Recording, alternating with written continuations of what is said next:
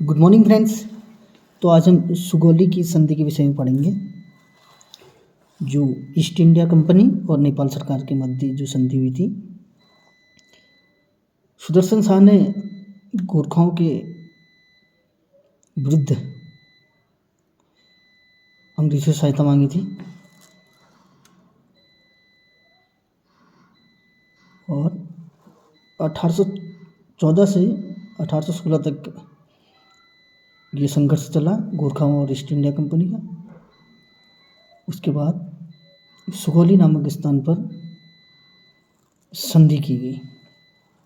सुगौली में east India company और नेपाल के राजा के मध्य एक संधि हुई, जिसे 1814 से 1816 ईस्वी में तैनात ईस्ट इंडिया कंपनी के मध्य युद्ध के पश्चात जो इनका संघर्ष हुआ था 1814 से 16 तक, उसके बाद ये संधि की गई। इस संधि में 2 दिसंबर 1815 ईस्वी में हस्ताक्षर किए गए और लेकिन इसका अनुमोदन किया गया 4 मार्च 1816 ईस्वी में। अनुमोदन से मतलब है फ्रेंड्स यहाँ पर कि एक हिसाब से हम क्या कहेंगे, स्वीकृति। ठीक है, मतलब उसको अनुमोदन कर दिया, उसको कि पास कर लिया या स्वीकार कर लिया जो हम कहेंगे। ठीक है, 1816 4 मार्च 1816 ईस्वी में नेपाल की ओर से राजगुरु गजराज मिश्र, जिनके सहायक थे चंद्रशेखर उपाध्याय। नेपाल की ओर से किसने साइन किया फ्रेंड्स? राजगुरु गजराज मिश्र से। उनके सहायक कौन थे? चंद्रशेखर उपाध्याय। और ईस्ट इंडिया कंपनी की ओर से लेफ्टिनेंट कर्नल पेरिस ब्रडसो। ईस्ट इंडिया कंपनी की ओर से लेफ्टिनेंट कर्नल पेरिस ब्रडसो ने हस्ताक्षर किए। इस संधि के अनुसार नेपाल के कुछ हिस्से ब्रिटिश भारत में शामिल कर लिए गए।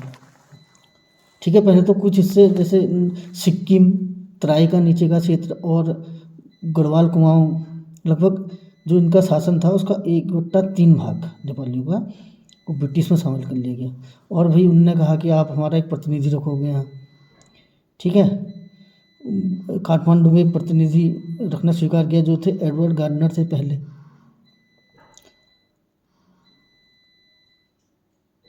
ब्रिटिश की नियुक्ति ब्रिटेन सेवाओं और जो गोरखा थे उनको अपनी सेना में भर्ती करना स्वीकार किया ईस्ट इंडिया कंपनी। नेपाल सरकार ने किसी अमेरिकी या यूरोपी को सेवा में रखने का भी अधिकार खो दिया इस संधि के बाद। इससे पूर्व फ्रांसीसी कमांडर जो है नेपाल में सेना को प्रशिक्षण दिया करते थे। और संधि के तहत नेपाल के 1/3, जो मैंने आपको बताया कि 1/3 भाग इनका, जो इनने 25 वर्षों में जो इनने पूर्व में जीता था, 1/3 भाग इसके पास आ गया ईस्ट इंडिया कंपनी।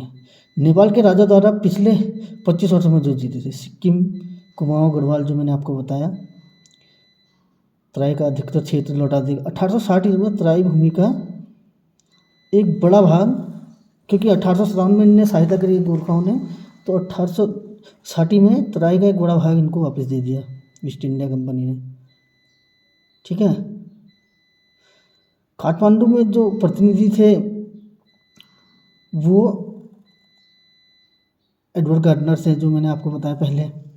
ठीक है, जिस क्षेत्र में ये रहते थे एडवर्ड गार्डनर, उसको लाजिम पाट कहते थे, लाजिम पाट।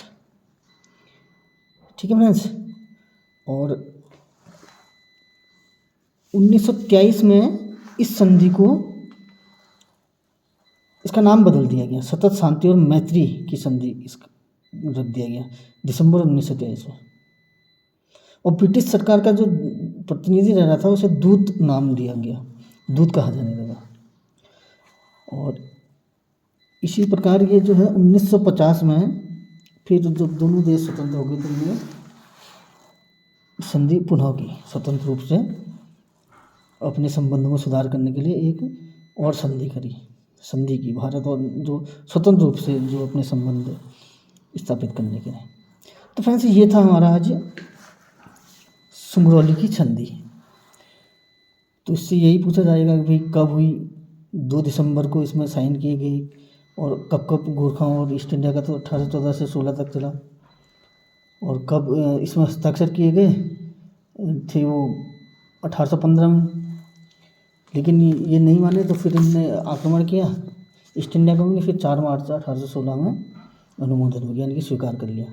वहाँ की ओर से कौन थे? राजगुरु गजराज मिश्र, जिनके सहायक चंद्रशेखर उपाध्याय, और यहाँ से थे पेरिस ब्रेड्सो, लेफ्टिनेंट कर्नल पेरिस ब्रेड्सो, जिसने इसमें साइन की।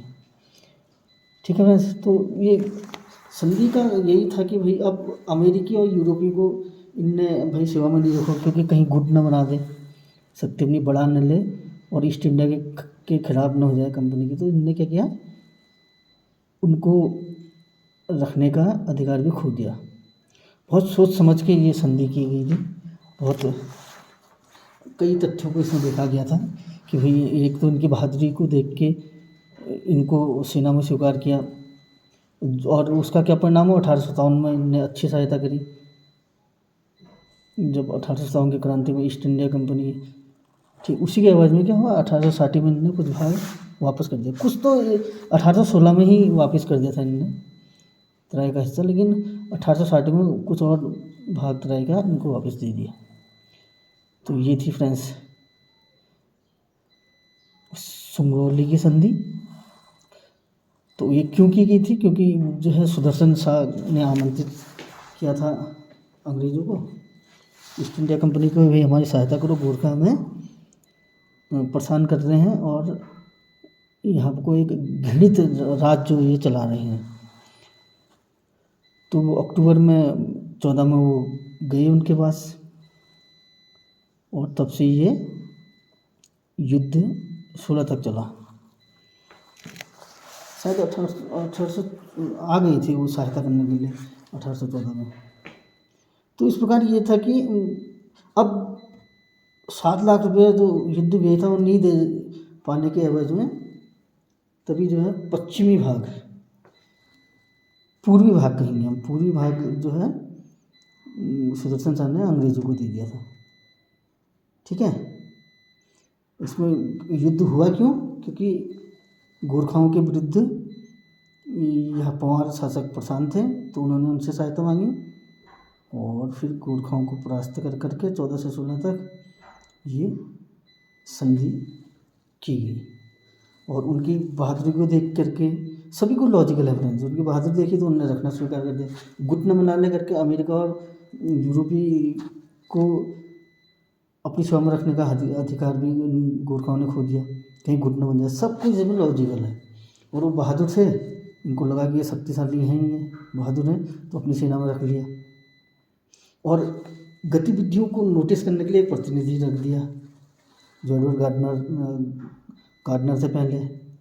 ठीक है, और लाजिम पार्ट में क्षेत्र में रहते थे। अब यहाँ भारतीय दूतावास और ब्रिटिश दूतावास है लाजिम पार्ट नेपाल में।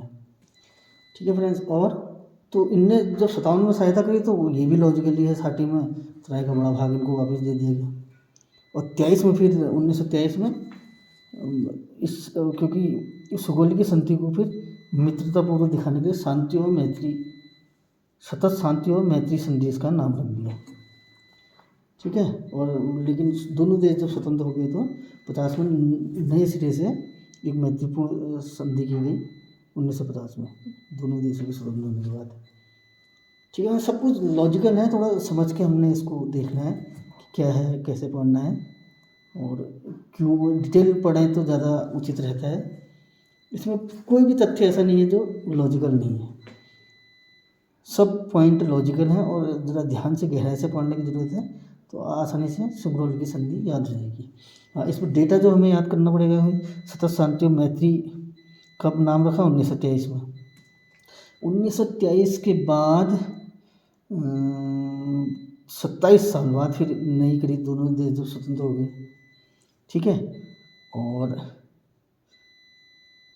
2 दिसंबर को इसमें साइन किए थे 1815 में। 2 दिसंबर को कंप्यूटर डे होता है शायद, कंप्यूटर साक्षरता दिवस होता है शायद 2 दिसंबर को, उस दिन ठीक है। और 4 मार्च को जो है इसको 1816 को पुनः आक्रमण किया ईस्ट इंडिया कंपनी और उसको अनुमोदन निर्णय कर लिया। राजगुरु गजराज मिश्र और चंद्रशेखर उपाध्याय थे उधर से, और इधर से थे अब colonel Paris ब्रेडशो,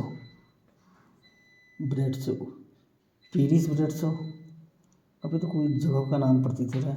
ब्रेडशो, colonel, lieutenant colonel Paris ब्रेडशो।